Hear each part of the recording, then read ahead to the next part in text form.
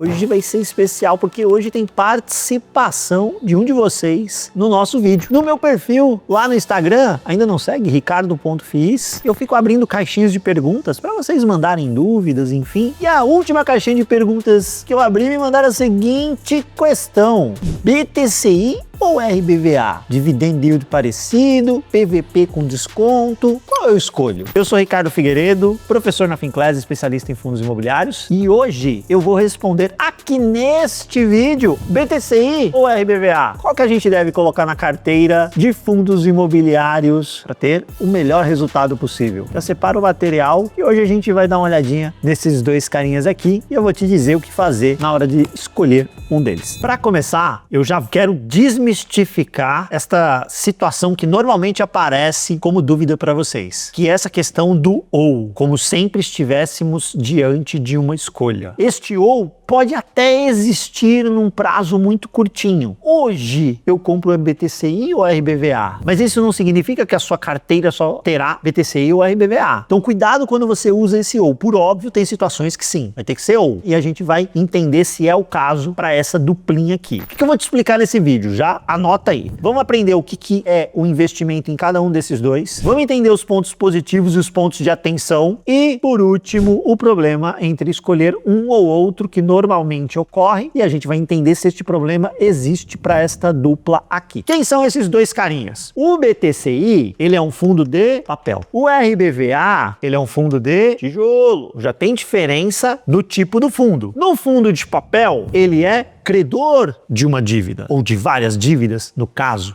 porque tem vários CRIs, Certificados de Recebíveis Imobiliários, aqui dentro. No fundo de tijolo, o FII é proprietário de imóveis. Por vezes, inclusive, ele é devedor de algum CRI que esteja num fundo de papel. Se ele compra um imóvel com dívida, que está alavancado, essa alavancagem normalmente é feita via CRI, com CRI. Quem é o detentor, o credor deste CRI? Pode ser um fundo de papel. Então, se você tiver uma carteira diversificada, olha que interessante, pode ser que o teu fundo de tijolo, que é devedor de um CRI, esteja pagando juros para o teu fundo de papel, que é o credor daquele CRI. Não é o caso aqui, tá bom? Mas isso pode acontecer, basta você olhar certinho as carteiras dos fundos. No fundo de papel, o que a gente tem que se preocupar? A gente tem que se preocupar com a diversificação, com o perfil da dívida e qual é o indexador dominante da carteira. Este cara aqui tem o perfil high grade. Então o que é o high grade? Melhor risco de crédito. A gente tem uma expectativa menor, mais baixa de inadimplência, porque o devedor tem mais qualidade e a operação em si, ela foi muito bem estruturada em termos de garantia. Quando isso ocorre, eu espero ter uma taxa de remuneração um pouco menor. Eu abro mão de um pedaço da minha remuneração em prol de uma noite de sono mais tranquila, porque eu tenho um perfil de crédito de mais qualidade. E na indexação, este cara é mais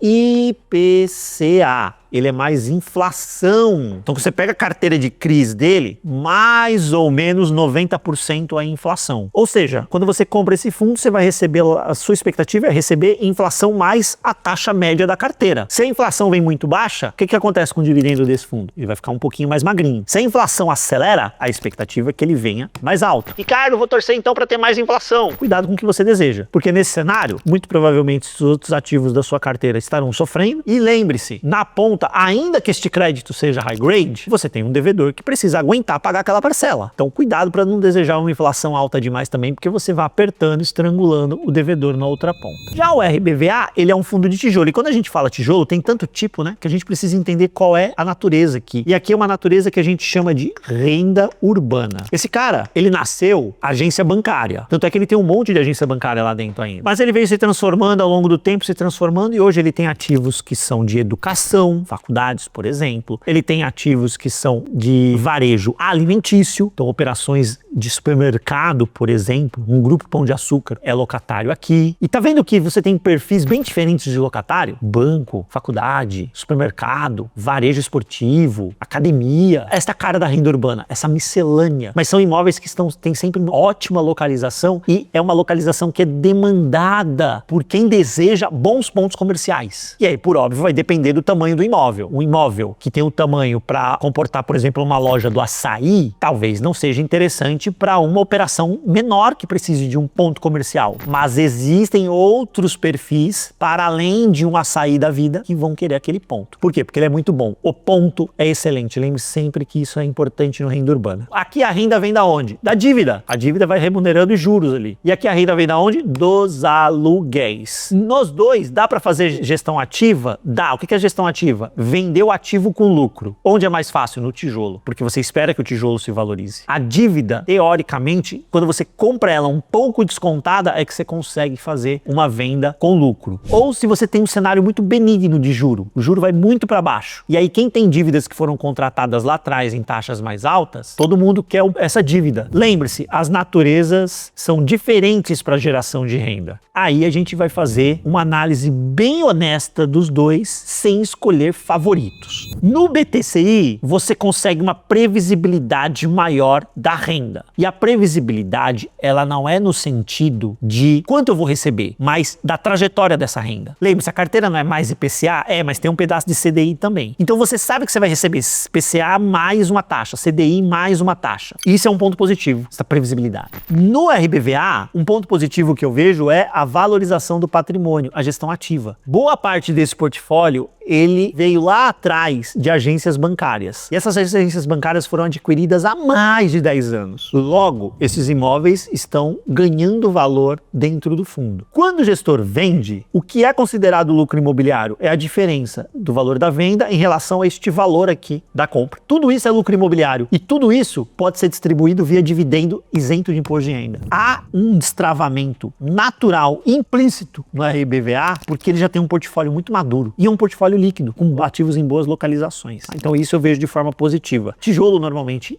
tem isso, né? Mas você precisa deixar a tese maturar. O BTCI é um fundo de papel. Em tese, fundo de papel tem menor volatilidade. Se você comparar com a volatilidade de longo prazo do RBVA, talvez isso não se mostre verdadeiro por uma situação muito específica do RBVA. Porque como ele lá atrás era um fundo de agência bancária com contratos atípicos, ele tinha uma previsibilidade gigantesca de renda. Era maior do que simplesmente você entender qual era a trajetória da renda, sem necessariamente saber qual era o valor. Por quê? Porque no BTCI eu vou receber IPCA mais 9, mas esse IPCA pode mudar no meio do caminho. Eu vou receber CDI mais 2, mas esse CDI pode mudar no meio do caminho. Lá nos primórdios do RBVA, quando ele era agência bancária com contrato atípico, você sabia que durante 12 meses você ia receber exatamente aquele valor, porque o aluguel não ia mexer, estava certinho. Aí o aluguel ia ser corrigido por inflação, porque é contrato atípico, não tem renegociação, não tem nada. Corrige por inflação. Aí você passava a receber um pouquinho mais, 12 meses. E assim sucessivamente. Era uma previsibilidade de renda, inclusive no valor. Você saberia quanto você ia receber. Aí isso fez com que parte do histórico do RBVA tivesse uma vol mais baixa. Mas isso é muito específico desse fundo. Como ele vem mudando ao longo do tempo, ele perde essa característica mais recentemente. Por quê? Porque agora ele tem contratos típicos na carteira, as próprias agências bancárias foram renegociadas para contratos típicos, o contrato atípico terminou. Então essa renda pode ter alguma variação ao longo do tempo. Em tese, fundo de papel, menor volatilidade. Já o RBVA, como é tijolo, você tem esse resultado operacional real, né? Por quê? Porque você vai corrigindo os contratos por inflação e apreciando o aluguel pela dinâmica da praça, se ela for obtendo ganho real, crescendo acima da inflação. Qual é o ponto de atenção? No BTCI, você tem que ficar atento a ciclo de juros, a política monetária. Por quê? A inflação andou. Inflação andou, o Banco Central vai entrar subindo o juro. Então, teoricamente, você espera que se a carteira permanecer adimplente, que o yield suba nesse cenário. Mas em compensação, se a inflação arrefece, porque você subiu o juro, você espera que a inflação caia. E depois o juro vem caindo na sequência, o que vai acontecer com o yield desse cara? Vai cair. Se a inflação é menor e o juro é menor, não tem milagre, né, gente? E o RBVA, por ser tijolo, a gente tem que ficar de olho se o resultado dele tem elemento não recorrente que está inflando o dividendo corrente. Isso está acontecendo, por exemplo, agora. E não tem nada de errado nisso, mas ele desvirtua a análise, por vezes, da rentabilidade só do aluguel. Se você pegar o último relatório gerencial do RBVA, você vai ver que a coluna de fevereiro, onde praticamente não tem distribuição de nenhum resultado não recorrente, ele gerou o equivalente a 7 centavos por cota. Só que ele vem distribuindo 9 centavos por cota. Por quê? Porque em meses anteriores, e lá no relatório também tá isso, você vai ver que teve não recorrente de lucro de venda de imóvel. Teve mês que ele gerou 15 centavos por cota. E ele só distribuiu 9. Ele foi guardando essa gordurinha para poder estabilizar nesses 9 centavos. Então, de aluguéis ali, tá com uma escala de 7. Pode ser um pouquinho melhor, mas como você tem esse evento não recorrente, 9 centavos por cota. Não está enganando em nada, e isso inclusive é ótimo e é saudável, a gente espera isso do gestor. Só que é nosso dever compreender esta mensagem na leitura do relatório gerencial. No fundo de papel, a gente não espera upside, valorização da cota, a não ser que você compre ela descontada. O meu seguidor que mandou a pergunta destacou isso, olha, pelo PVP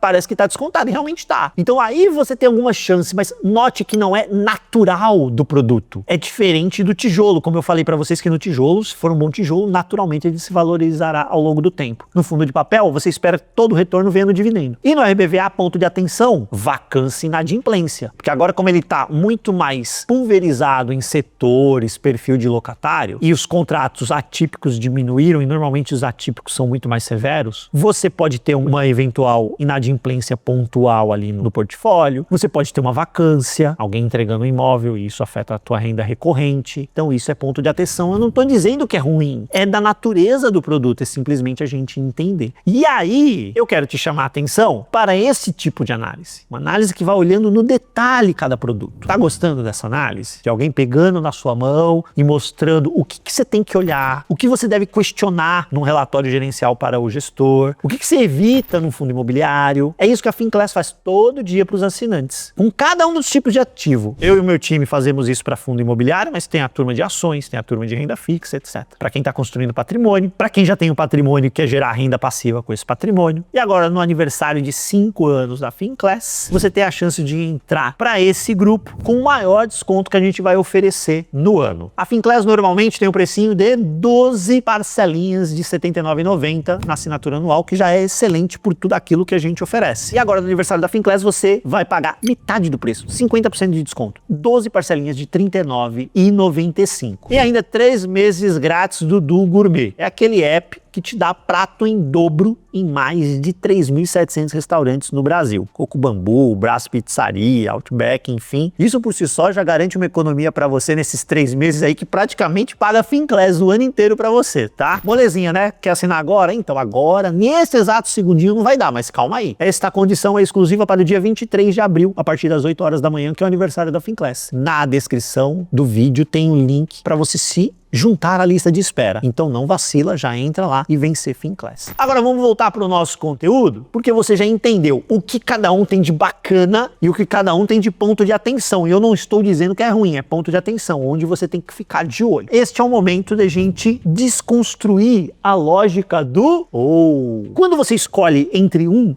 e outro, você coloca todos os seus ovos naquela mesma cesta. E concentração é um risco desnecessário. Inclusive é um risco que a gente precisa evitar. Especialmente quando você tem 2 bons fundos imobiliários. São 2 fundos interessantes. Lembrando que não necessariamente isso daqui é recomendação de investimento. Aqui eu só quero construir para você um raciocínio de como pegar nomes como esses para entender como é que eles podem coexistir numa carteira, mas você pode trocar os nomes e aplicar a mesma metodologia na sua análise aí. Fundo de papel e fundo de tijolo, eles vão responder de forma diferente aos ciclos de juros e ciclo imobiliário. Se eles respondem de forma diferente, eventualmente é interessante você ter os 2 na sua carteira. Os fundos de papel, no cenário de juro alto, eles tendem a defender mais a carteira. Por quê? Porque ele vai se beneficiar dessa inflação mais alta, porque o juro não está subindo à toa, é um cenário inflacionário, e dessa alta de juro, porque uma parte da carteira pode ser indexada ao CDI. E aí o fundo de tijolo normalmente sente mais a pressão. Quando o juro começa a flexionar, cair, ou já começa a dar sinais que vai cair, foi o que aconteceu em 2025. Ele deu sinais que iria cair. O tijolo tende a se valorizar mais. Ele tende a recuperar valor mais rápido. O papel não necessariamente desvaloriza, não é nada disso. Mas ele não vai na mesma velocidade que o tijolo. E, eventualmente, quando esse juro começa a cair, quando essa inflação começa a cair, o rendimento dele vai comprimindo, vai ficando mais magrinho, a distribuição por cota. Então, os 2 juntos, eles criam como se fosse contrapesos e amortecimento no ciclo. Nessa tabelinha aqui a gente pegou os últimos 13 anos dos dois fundos. É isso mesmo, tá? Não são 13 dias nem 13 semanas, são 13 anos. E aí a gente pegou as características dos dois individualmente, como eles trabalhariam de forma combinada numa carteira metade um, metade outro. O dividend yield do BTCI no ano passado foi 12,40. O do RBVA foi menor, 10,5. O último mês do BTCI um pouquinho acima também, 1% contra 0,91. Tem uma diferencinha aí. O BTCI tem um PVP 0,91, do RBVA 0,92. Isso daqui motivou a pergunta lá do meu seguidor. O dividend yield é parecido, ele olhou acho que principalmente para isso aqui, e o PVP, pô, idêntico praticamente, né? Aí ele falou, qual que eu escolho? Se você olhar historicamente, a volatilidade do BTCI, que é de fundo de papel, ela vai até contra aquilo que eu falei, que normalmente o fundo de papel tem menos vol que o tijolo. Eu te expliquei, né, que no caso do RBVA, você tem uma situação histórica um pouquinho específica, né? Na bola mesmo, inclusive se você pegar e não fizer análise de 13 anos, né, se fizer os últimos 4 anos mais ou menos, seguramente a vol do RBVA será maior do que a do BTCI. Mas no longo prazo, por conta desse passado, que eu não acredito que vá se repetir, né, um monte de contrato atípico com a agência bancária, ele acabou tendo uma vol um pouco menor. Mas quando eu junto os dois na carteira, olha a mágica acontecendo. Olha o que acontece com a carteira combinada. Pois é, a vol cai, ela fica menor do que a vol individual de cada um. A beleza das coisas. Volatilidade é medida de risco. Quando você junta os dois, você tem menos risco na carteira do que se você tivesse qualquer um dos dois individualmente. O teu yield, quando eu pego 2025, para pegar o passado mais recente, você teve 12,40 contra 10,5, combinado 11,5 praticamente. É um belíssimo nível de yield. E quando você olha aí os últimos anos, desde 2020, a média dos dois fica muito próximo ali do que cada um individualmente colocou, porque não tem uma distância tão grande entre os dois. Então veja, eu não abro